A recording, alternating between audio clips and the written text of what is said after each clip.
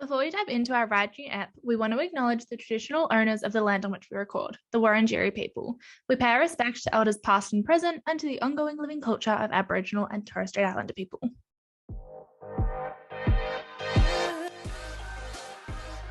What's up and welcome to the Girls Go to Work podcast. I'm Jordan and I'm a total hot mess. And I'm Hayleigh, a recovering awkward person.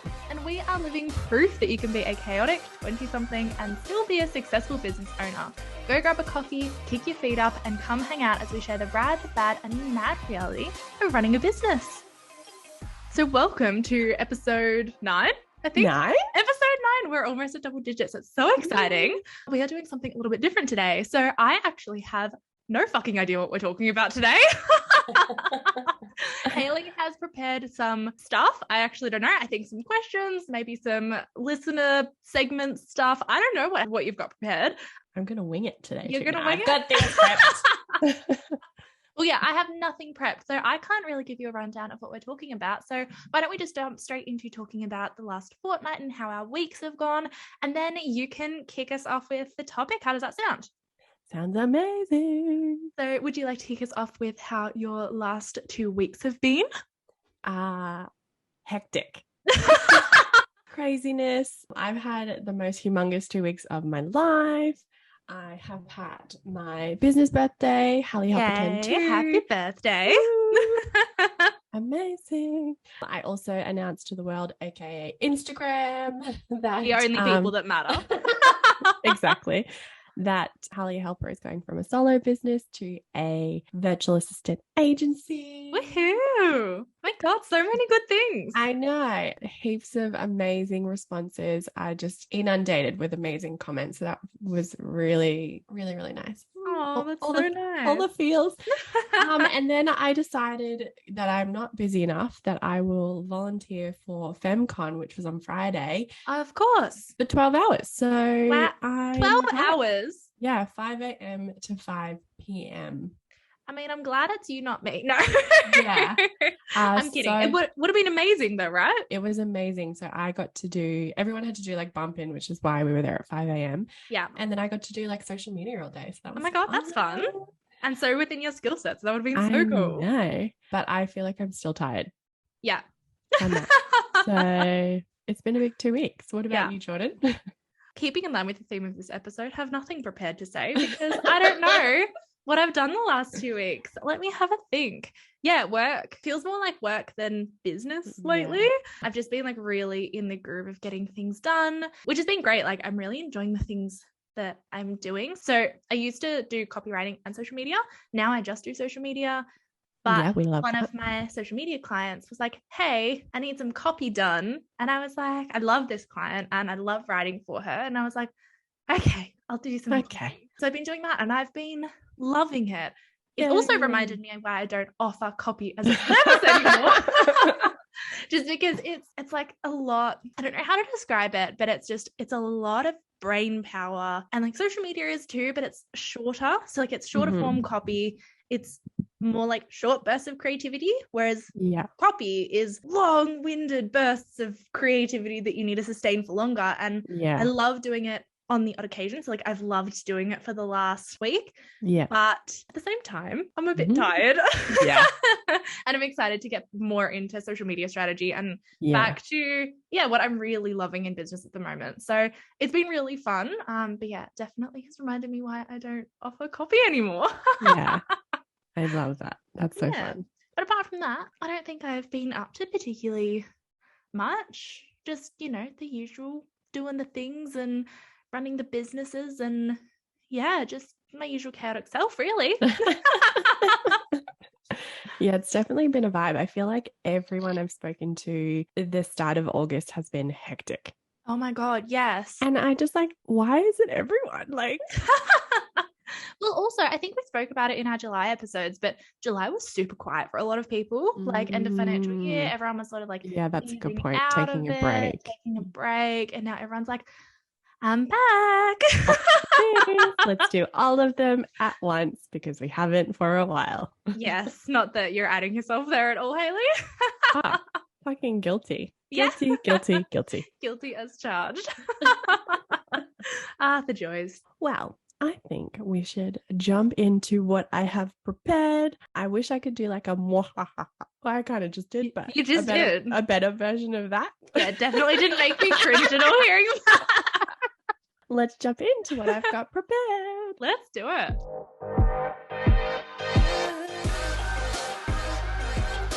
So, today's episode, we are trying something different. We've always got some amazing topics from everyone to talk about and things that we would love to talk about. So, today we're doing kind of rapid fire questions, but less rapid fire. So, I've got a couple slow fire. Slow rapid fire? Yeah, slow. Yeah, it's going to be a slow burn. Slow burn. Stick with us. We got some good ones. And I just thought I would interview Jordan, if you would say it that way, and see what wisdom comes out of her brain. This is going to be interesting. I also thought you were going to say, like, I'm going to interview Jordan if that's okay. And I'm like, what if I said no? Cut to listener segment. The end. Put the exit music here. We're done. We're done. That's it. That's all you get from us this week. I'm putting Jordan in the hot seat and she has no idea what these questions are because YOLO, we're going to just do it. YOLO. Okay. So my first question, the lovely Jords, is transparency in business. Do we want it? Is it something you have an opinion about? Do you want to see other businesses be completely transparent, whether it's someone you are thinking about taking on their services or someone you want to work with or want them to work with you and you're engaging? Do you want to see the really hard stuff as well as the really good stuff? Or do you think there's a line between professionalism and honesty? This is such a good question. And it's something that I think about a lot just in terms of social media, because obviously I run a lot of social media accounts. I also work with a lot of service-based businesses and solopreneurs who obviously are the face of their businesses. So for every one of these clients, we have to figure out what that line is. And I do think there is a line. So I'm going to sort of tackle like part of this question and then I'm going to like break it down. Yeah. Break it down. So especially when I'm looking at social media, one thing that always comes back to sort of the top of mind is you want people to be real. You want to relate to them and you want to feel like you're having a chat over a glass of wine or a cup of tea or a coffee, or you want to feel super like engaged with them and like you're just chatting with a mate. But at the same time, you don't necessarily want to be like too transparent, I suppose. So take for instance, you know, as Scrunch, actually, and Girls Go to Work, we're pretty honest on Girls Go to Work as well. But when I'm doing my Scrunch content, I am really honest. I share the lows of business. I share when I'm struggling or if I'm struggling with imposter syndrome or if I'm, you know, having doubts about my skills, or I'm pretty honest about my experiences in business. Yeah. But at the same time, you're never going to hear me bitch about a client. You're never going to see me bawling my eyes out because I've gotten bad client feedback or even just, I mean, I'm a bit sensitive. So I cry when I have like medium client feedback. Like if it's not like, oh my God, this is amazing. No edits. I'm a bit like butthurt about it. There was a spelling mistake. BRB, I got to go cry. Like literally. I need half an hour to recover from that. Thank you very much. But yeah, I think there is definitely a line between you want to be really honest and transparent. And anyone that I'm working with, I want to know them and not necessarily be mates with them, although that obviously didn't work for us because we're mates and we work together and we do all the things. But we are the unicorn. We are the unicorn. We're the exception, hopefully. But I don't need to be mates with them. I just need to feel connected to them. But I also want to know that they can do their job. And I think if I'm seeing all of the really, really, really low lows, you unconsciously think, fuck, can they actually do their job? Like if every week they're having a mental breakdown about something, like I have full empathy for that. Like some people, especially during COVID and post-COVID, are going through some really shitty times. Like I think totally you can have compassion for that, but you also like you're paying them to do a job.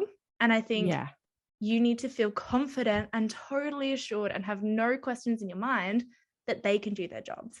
And this is the questions that I always ask when I work with my especially service-based businesses is, we want to be transparent. We want to be honest, but there's a line because we want people to still be super confident that you can do what you say you do and you can do it really well, regardless of the shit that's going on in your life. I think that's the line to walk. Yes, I totally agree. Because I think, for example, like you don't want to be seeing a service-based business, for example, complaining or upset about the overwhelm of like all the work they have. Yeah. And then in the next breath saying, oh, but I need new clients. Like that you're going to be like, but you can't like, yeah, you're going to, like you said, the subconscious of connection, like, but can they handle the work? Like, is my work going to be a priority to them? Are they going to take their time with it? Are they going to do it to a good Yeah. standard? Yeah, if you're and I think the overwhelm is a really good point as well. If you're Yeah. constantly saying, fuck, I'm so busy, I have no time for anything, I'm working ridiculous hours, I'm so like, my to-do list is never ending. Yeah. It is then a question of, okay, well, am I a priority? And you always want your clients to feel like a priority. Yeah, definitely. What do you think in terms of, because obviously I have a social media lens on that as well from a strategic perspective, but what do you think in terms of maybe taking it off social media? Like, you know, whether it's emails or say if you have to push a meeting because, I don't know, you've got really bad period cramps or something, like, are you really transparent about that? Or like, where's the line for you in that, I suppose, when we take it off socials? Yeah, I think off socials, I am going to be honest. I struggle sometimes because I do put my clients, they're very important to me, of course. But I like if it's really bad, I'll just be honest. Normally it's like I get really bad sinus and it's been really windy. So I will need to take like an afternoon off to like sleep off a migraine or something like that.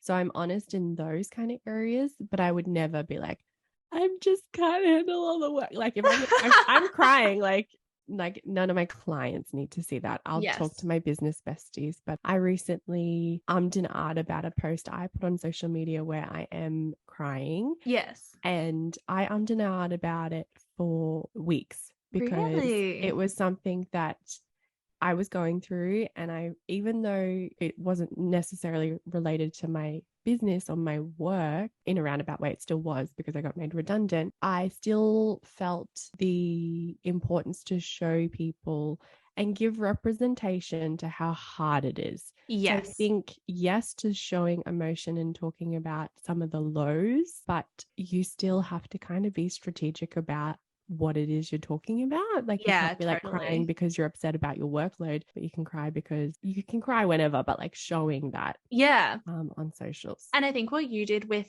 that reel, because I really loved it, and it really, like, obviously I know you outside of the gram anyway, but it did make me feel really connected because I'm like, oh, I do that too. Like I've been there as well. Like it was really relatable, but it's also a few years on. Oh yeah, I could never have done that when it was happening. Yeah. And I think that separation as well, it's like you can look back on it and be like, it was really hard, and like you do have crappy moments in business, but like it does separate it out a little bit, and it is a strategic decision to be like, this happened 2 years ago, and not saying that like this happened 2 years ago and I'm fine now and I never cry and everything is all amazing and sunshine all the time, because that's just not true, as we know. But it is strategic to be like, this particular moment was 2 years ago, and now I still have those moments, but you're sort of not showing those moments because that'll potentially lead to those doubts, I suppose, from your clients. Yeah. Potential clients. Yeah, I definitely agree. I think it's such an important line for an individual business owner to find where they feel comfortable, because you can, like exactly like you were saying, you can find a connection and really get to know someone in showing that emotion. But I think it's like what you feel comfortable doing and how that relates to your business, I think is like the biggest things I would take away from that. Hey. Yeah, for sure. And I think as well, like knowing who your clients are and what they want to see, because like I always look into like my audience, they really love the real stuff. But again, I think there is a line, and I know what that line is for my audience and my potential clients and my current clients. That line is going to be different for everyone. And it's just finding your own. I agree. Amazing. That was amazing. That was a great first question. I know. Now I feel like pressured. I don't know if my other questions are as good. Yeah, now you've got to back that up. I should have ended with that one. Damn it. That's all right. We can just get Cass to like rearrange them. No, we're not going to do that. So that was amazing. So my next question, hit me with it, is what are either one or a couple of your top non-negotiables or habits in setting yourself up for success in your business? So like a daily habit, a daily practice, something that you just have to do that you know is going to like either set you up for success the whole day or the week or the month. What do you reckon? That's a really bad question for me because I don't I don't have a routine at all. I am such a routine person, but since I got Pip, my routine's just gone out the fucking window. So like I walk her every morning at like 7:30ish. I like to be at my desk by 8:30. And that usually in itself, like sitting at my desk with a coffee, doing all of my small tasks to start with. So then I've just got the big tasks left for the rest of the day. That's how I would ideally set up my day. Like that really sets me up for success because I know I have all my shitty little tasks out of the way first and I can think creatively and take my time with the other tasks. That's sort of my dream. But I also have a 6-month-old puppy. Yeah. Does it happen? No. And I don't think I've had like a consistent routine since I got her, which is fine. Like there are so many things that like are somewhat consistent, like the walks are consistent and I have coffee, but I don't really set myself up every day for success, I suppose, because it's really hard. Do you have then like a Sunday routine or like a nighttime routine to like make sure is like sleep a non-negotiable? I think sleep is a non-negotiable just for general life stuff. Or like sometimes like people don't always prioritize sleep. So for whatever reason, but no, sleep is definitely one thing for me that I can't function without. And so usually, actually, no, that's actually a pretty good point. I always think of routines as something to do in the morning to set me up for success rather than setting myself up for success the night before. So usually at night, like after sport and dinner and all of that stuff, I will try to get in bed by like 8:30, 9 o'clock, which sounds really early to a lot of people, but I also like getting up a bit early. You're usually working till like 9. Just sometimes. So I try to get into bed by like 8:30, 9 o'clock. I've like finished all my work. I've done all my community management. I put tech away. So like my phone stays next to my bed. I know it's a bad habit, but like it is what it is. You're not alone. My phone's always next to me.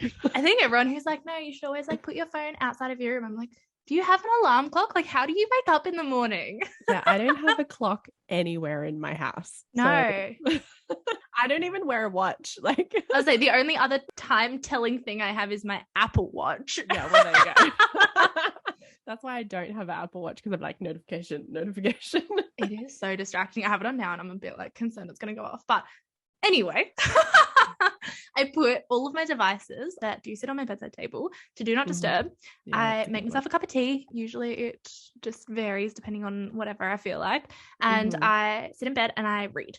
So I don't have it's not like I'll read fiction or nonfiction. I usually have one of each going at a time. But I'll read even if it's like 2 pages, just because it's something to do off screens. It slows me right down. Yeah. And then I get like 8 hours of sleep at least because I can't really function with sleep, let alone without sleep. So imagine you'd sleep deprived. Oh my God, you don't want to see it.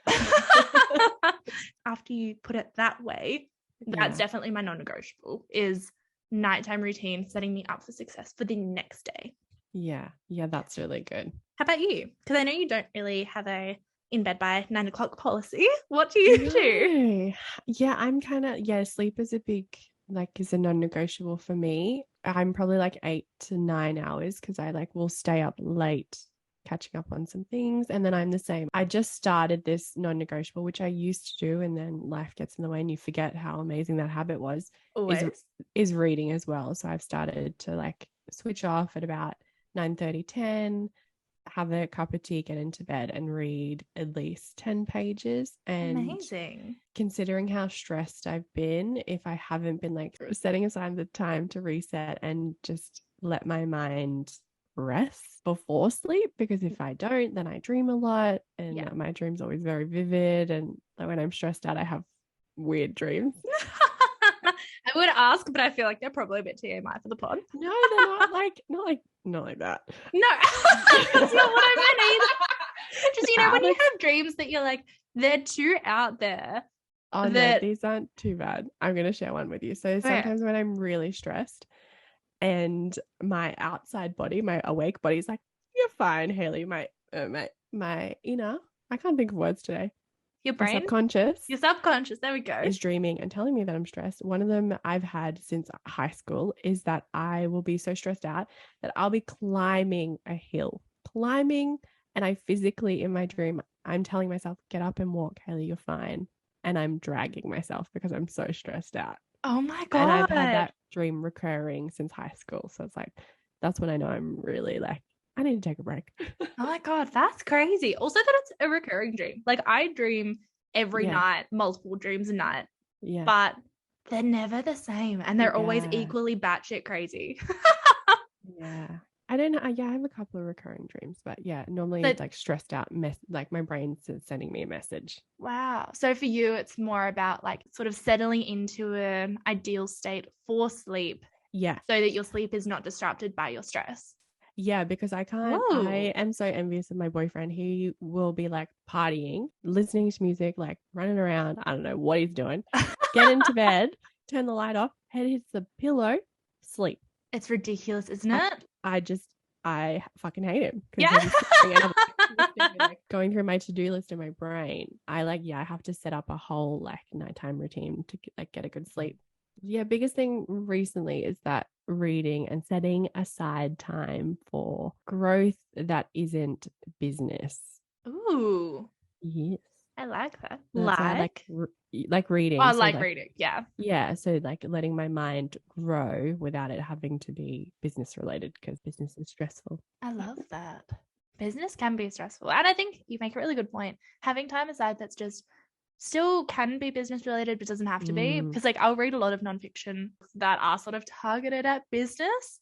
Yeah. But by reading them, and like I usually don't highlight them anymore because that's like an active process. I just do like a really passive, I'm reading. If I take anything out of it, cool. If not, I'm just enjoying the process. So it's like businessy, but the goal is not to grow my business through reading this bloody book. The goal is to read, and that's it. Yeah, same. And if you like it enough, read it again and sit with a highlighter. Yes. Because I'm the same. I stopped reading because I was like thinking of it as a chore and like a part of my business. I was like, oh, I have to like read this book that's so amazing and then highlight all the things and learn all the things. So I stopped doing it because I was like, this is so much work. I was like, why am I making it so much work? Just enjoy the book and enjoy the process and then read it again if you want to. Yes. I'm so here for this. Read books twice. That's why you have them. Yeah. Amazing. I think we've covered that off pretty well. Sleep is a non-negotiable, non-business related downtime. Yeah. As a non-negotiable, and books. Books are a non-negotiable. I do have to tell you, quick sidetrack just while we're here. Guess how many books I've read in the last 2 weeks? Well, before you sidetrack us, this is a perfect segment into the second last question. Oh my God.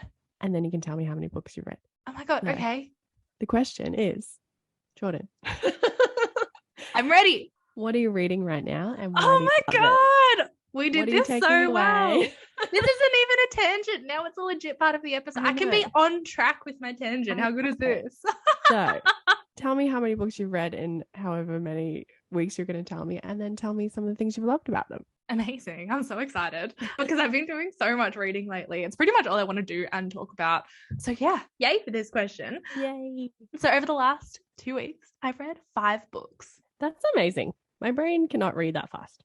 Yeah, I thought I'd lost the ability to read books fast. Yeah. But all of them except for one have been fiction. So it's been like sort of the trashy rom-com novels that are just easy to read. They're so good for me because like I can just switch off and just enjoy the story.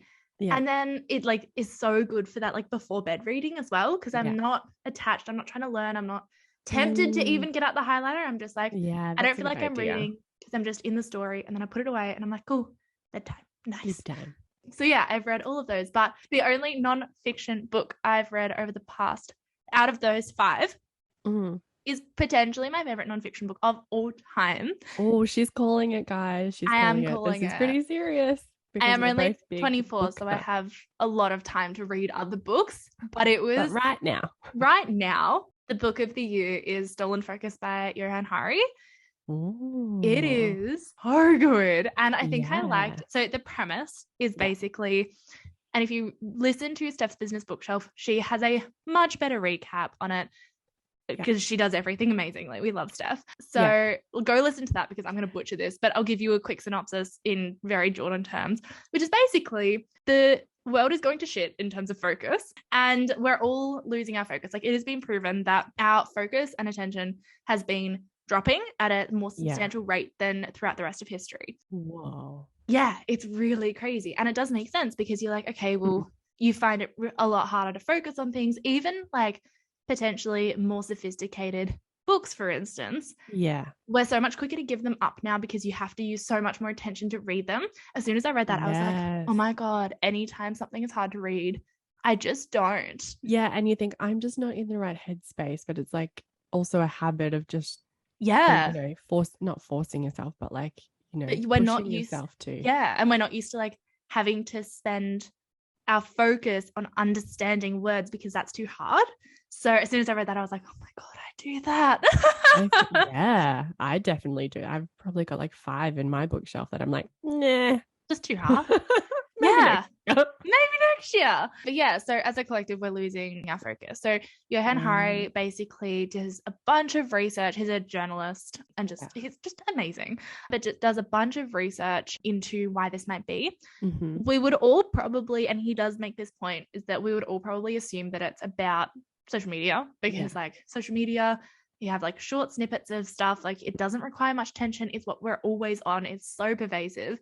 And because I'm in the social media industry, that was really interesting. They talk to a lot of people who like designed the social media algorithms, and they interview the person who created the never ending scroll. So like, you know how you get to the bottom of a Facebook newsfeed or Instagram feed and it immediately loads the next set of content. Yeah. Back in the day, I'm not sure if you remember, Hayleigh, but you used to have to click on a like number 2 to like go to the next page, like you would when you're online shopping. Or like it would tell you like you're all up to date for today. Yes. And then you'd have to like go back through what was yesterday's content or something like that. Yeah. Yeah.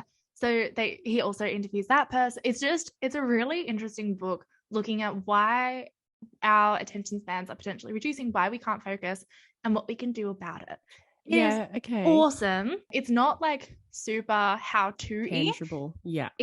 But there are tangible steps you can take, but it's a really good read. It's fascinating. It's well written. I love it. Like it is the first nonfiction book I've picked up in a while that I've just picked up and been like, oh fuck, I don't want to put this down. So wow. Yeah. Bit of a tangent about stolen focus, but that was the question. That was the question. So I can definitely recommend that. I've also just started. It's called The Hidden Psychology of Social Networks. So it's basically about the psychology behind social networks and like talking to your audiences using like psychological practices rather than just being like, oh, this is sort of what I think will work. It's more about like, oh, actually based on psychology and how our brains are wired. Yeah. This is going to be the most effective marketing strategy. And I'm just like, okay, cool. I want to read that because like that is sort of the foundation of what I do, but I want to know more. And this is written by the guy who did Reddit's strategy. Yeah, and I'm pretty sure he did Reddit's strategy. Don't quote me on this. Yeah. I am like 20 pages in because it is one of those books that you really have to focus on. So I'm like committed to like paying attention. Interesting. If you're not in the social media space in terms of work, not sure I'd recommend it. Because it's pretty niche and it's pretty like hearty, but those are probably the 2 books that I can recommend. And if you want fiction book recommendations, I have them coming out my butt right now. So DM me on Girls Go to Work and I will send you all of them. I've got like another 10 on my bedside table to read. So yeah. I'm just turning through them. So come at me. Do you like go to the library for those, or do you buy them, or do you borrow them? Op shop? I buy them. Yeah. Mostly. Yeah. I borrow some. So me and a couple of girlfriends read the same books, but I'm usually the lender. Yeah, because you're ahead. I am ahead and I love rereading books. Yeah. So I will usually read books. If I know I'm going to reread it, it'll go on one of my many bookshelves. Yeah. And if I'm not going to reread it, when I move houses, which is a fair amount, I sell them. If I can't sell them, I'll give them to a friend or donate them. Yeah. But yeah, I prefer to buy books. How about you? Do you buy books, don't you? I buy lots of books. I liked what you said earlier that like reading the fiction books or, you know, the trashy novelty ones before bed is a good idea because I probably need to do that. I like non-fiction and like biographies and autobiographies and obviously personal development, business development. So I read predominantly that, but I do have a couple of like non-fiction. Oh, that's a lie. I probably have one non-fiction. I mean, one fiction book. And actually, I'm going to tell you the story. When I first moved to Melbourne, I found this group called the Book Ninja. Have you heard of this? Yeah, I have not heard of this. I'm going to botch the story, but like the Book Ninja is like a collective and they like leave books on train and you like pick them up and you got like book ninja'd. That's so cool. I come across it when I first moved to Melbourne and then I think I found them on Instagram. And one day there was a whole group of them on the train station and they're wearing signs and if you took a picture of them and sent it to the Book Ninja page or tagged them, they would send you a book. That's so cool. So I got sent a book, which is actually called The Book Ninja. So they wrote a rom-com kind of story based around like someone falling in love from finding a book on the train. It had like the other person's details in it. That's so cool. I should lend it to you. It's really good. You should read it first and then lend it to me. I have read it. Sorry. I thought that was that you have one fiction book in total that you have ever bought and still need to read. No, I've read it. And it was good. It was really good. Yeah. And it's like Melbourne. So like I love that. Obviously, I had just moved here too. So it was like good to like get ideas of like the areas and like, yeah, the characters and that's so cool. That's my fiction book. The single fiction book. Yeah, I don't think I have any others. Well, in terms of nonfiction, biographies, business, personal development, what's your favorite? Is it Power? Right now, I'm like 10 pages away from finishing Power. Ooh. And I'm a slower reader. So for me to finish a book in 2 weeks is a big fucking deal. That's amazing. So the premise of that, and again, shout out to Steph from Steph's Business Bookshelf. Steph is just stocking our shelves at the moment and always. So if you love non-business. Non-fiction. Books, go check out her podcast because she gives like summaries of all the books without you having to read them and then you can decide to read them or not. Yeah. So yeah, I was listening to her podcast about Power and I was just so inspired. I was like, oh, I want to read this. So I got it. I'm reading it. It's amazing. But it's all about breaking down the definitions of words that take power away from us or give us power and like reframing them to what they actually are and why we've given, like, I can't think of an example, but like we might give power to a word that's actually not the definition of that word. Yeah. Like I think one of the examples is like ambitious. Yes. People think it's such a like dirty word when it's really, if you look back at what it actually means, it's not. Yes. It's actually a compliment. Yeah. And then like reframing power in general, how you've given it to people, how you've taken it, how you use your power for good and evil, I guess. And it's really her account on a lot of that. It's really shifted my like mindset on like a lot of the things. I was like, wow. That's your rec. That's my rec. But for autobiography, love this book called She's Lovely. It's a memoir of madness. So it's about this couple and the husband writes it and it's about the journey of his wife going through like mental health and establishing that she has bipolar. Whoa. She gets like taken to psych wards a couple of times and just like the dynamic of the relationship and like dealing with that. But it's really interesting from like the guy's point of view rather than the girl's point of view and like all the sad stuff that was happening to her, but his reflection on the experience. Wow. That's my favorite. That sounds really good. I don't know why. I always think like biographies and autobiographies is like about famous people and like just their lives. I forget that not they can be about people who aren't like famous, but yeah, I suppose that's like my default is that rather than they can just be really cool stories from not people, everyday people. That's why I prefer autobiographies because it's them writing it rather than someone else. And normally if it's someone else writing it, like it is about a famous person. But I've got another one, Staying by Jessie Cole.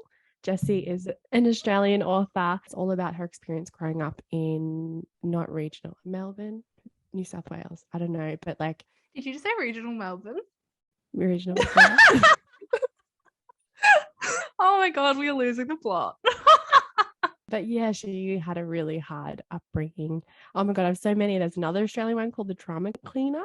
Read that. Maybe we should just put like a list in our show notes of just like book. I mean, we can keep talking. I'm here to keep talking about it. No, we will take this outside because I could be here all day. I know. I feel like I could be here all day as well, but I'm starting to be like, is this interesting content anymore? Or is this just us having a chat? Yeah. We'll put some in the show notes and we might put them in our stories as well. Some of our fave recommendations. Let's do that. Your recommendation. Yeah, let's do that. Let's do a book thread on stories. So yeah, go check out our Instagram stories because by the time this comes out, I'm sure we'll have gotten our shit together enough to do that. We will, for sure.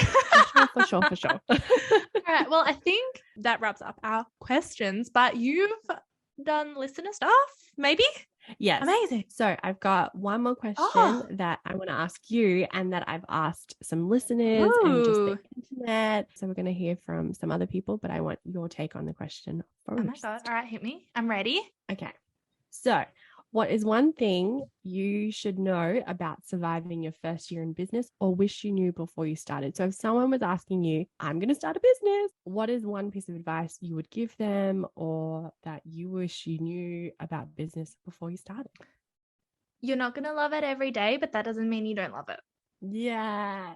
That's my one thing. Because I think I only took my business full time end of last year, so end of 2021. And I was like, oh, I'm going to love it every day. I'm going to love every single second of it. And that's just fucking not true. It's hard. And you have moments where you are crying on just after you hang up from a Zoom call because it was hard. And I don't know, like you have the tough moments, but just because you have a bad day or you have a shitty experience, it doesn't mean that you hate running a business. It just means you're having a bad day. Yeah. That's literally all. That's such a good advice. Yeah. That's all I got. What would you say? Yeah, same. You don't have to know everything. Yes. You will figure it out. And it's fucking harder than you think. Yeah. But you've got it. But you can do things that are harder than you think you can do. Do you know what I'm saying? Yeah. You're more capable than you think. Like, yes, it's harder than you think, but you're very don't let that scare you. You're very capable of doing the hard things. Yes. Yeah. Oh my God, amazing. That was the most concise we've been all episode. So I have asked some listeners, I have just asked the internet, some Facebook groups, some awesome business owners, and here is a couple of my favorites. I'm so excited. Kelly is with us and says, don't worry about what other people are doing, just do you. Yes. So simple. Yes, that is so true. And it so comes back to everything we've spoken about in the last really like 8 episodes, which is you're going to compare yourself to other people, but try really hard not to. Like, stay in your lane, do you, and that's enough. That's plenty. I love it. Dr. Joe has said, be kind to yourself throughout the journey, particularly year 1. Oh, yes, Dr. Joe. Year 1's hard as well. I think year 1 is like you're figuring everything out, and year 1's pretty make or break. And after you get past year 1, you're like, all right, I've seen a lot of shit. I've done a lot of shit. I reckon I can keep doing it. Yeah, because that's the thing. You could be super lucky and have your business blow up in year 1, which is amazing, but still comes with a whole other level of things you don't know. Totally. Like, you have to like level up quicker than you might need to, or then the opposite is like you could have a really hard year 1 and you don't make any money, but the dream is there, so you keep pushing, and like you said, getting past that like mark of year 1, you're like, I got this. Hard, but I got this. Leanne has said, everyone stumbles at the beginning and has no idea what they're doing. There's no manual that you can highlight how to do everything. You need to work out what works for you.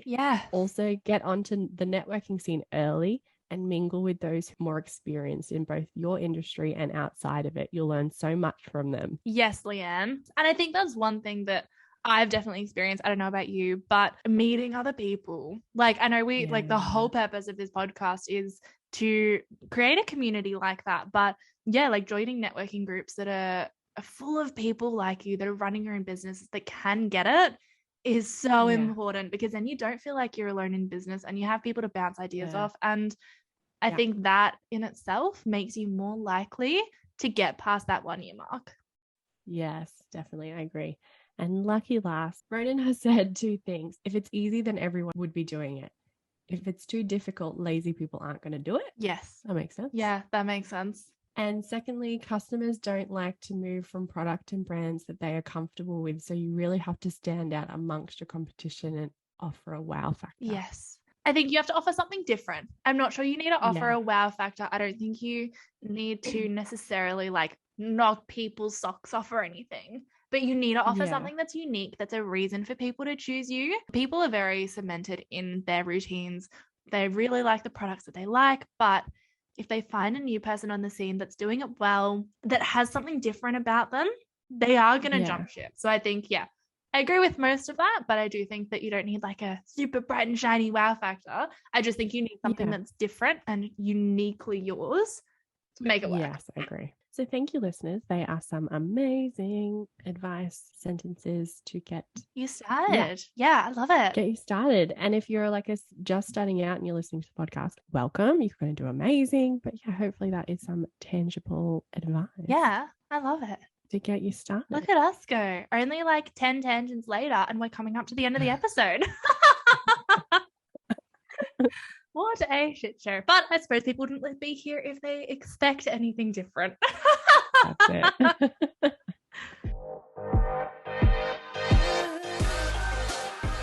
So that's all we've got time for, ladies. Thank you so much for joining us on another wild ride into business ownership. And we're hoping you're feeling a little less alone now than before you started. And if you want to keep the good vibes rolling, come join the crew on Instagram and TikTok at Girls Good at Work Podcast. And don't forget to hit subscribe button wherever you listen to your podcast. Also, if you're on socials, snap a photo of wherever you're listening to this, tag us in your stories, and yeah, we can share it, we can chat about it. Come hang out. We're so excited to see you over there. We'll see you next time. Bye.